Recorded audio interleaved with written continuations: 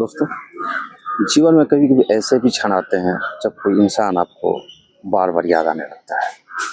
और कभी कभी तो ऐसा होता है कि वो आपको इतना याद आने लगता है कि सुबह शाम रात दोपहर हर समय वो आपको याद आता है। कभी कभी कोई व्यक्ति आपके सपनों में भी आने लगता है और इंसान परेशान हो उठता है। और स्थिति तो विकट तब हो जाती है जब आपका उस व्यक्ति के साथ कोई बातचीत नहीं होती है, कोई वार्तालाप नहीं होती है। दो स्थितियों में हो सकता है, या तो वो व्यक्ति इस अर्थ पे भी एग्जिस्ट कर रहा है, फिजिकल फॉर्म में है, अभी वो जीवित है, अथवा कोई व्यक्ति अगर मृत हो गया है उसके बारे में भी हम लोग को यादें आते रहती है। तो जो व्यक्ति मृत हो गए हैं, मैं उसके बारे में ज़्यादा नहीं बात कर पाऊँगा, क्योंकि उसके बारे में मैंने गहरा थिंकिंग किया है, चिंतन किया है, लेकिन मैं बहुत ज़्यादा किसी ठोस निष्कर्ष पर मैं नहीं पहुँच पाया हूँ। तो हम उन लोगों की बातें करें जो जीवित हैं और वो व्यक्ति आपको यादें आ रहे हैं। दोस्तों, मैं चूँकि विज्ञान का विद्यार्थी हूँ, तो मैंने विज्ञान के दृष्टिकोण से भी इसको जानने और समझने का कोशिश किया। और मुझे ऐसा लगा कि जब हम किसी को याद करते हैं, तो हो सकता है मेबी कि कोई व्यक्ति हमको याद कर रहा हो और उसकी जो यादें हैं एक एनर्जी के फॉर्म में हमारे तक पहुंचती है।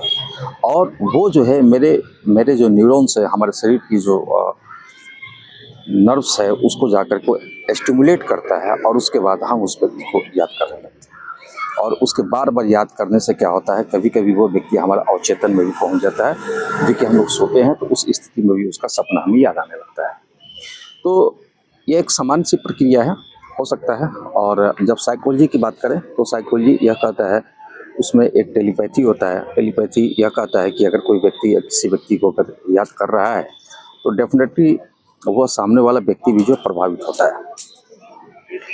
और अगर हम साहित्य की बात करें, गीतों की बात करें, गज़लों की बात करें, तो इस पे को लेकर के बहुत सारे गीत गज़ल बने हुए हैं, साहित्य की रचना भी की गई है।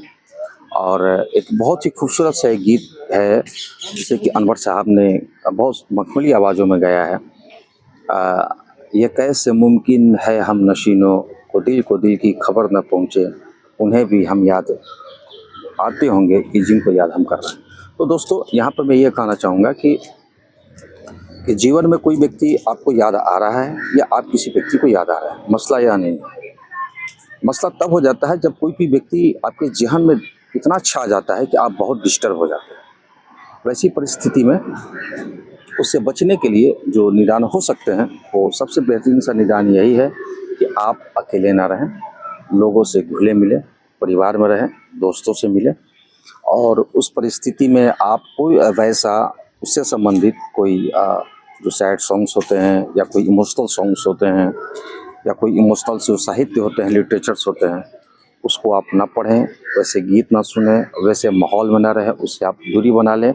और अपने आप के बारे में सोचने के लिए बहुत कम समय दें।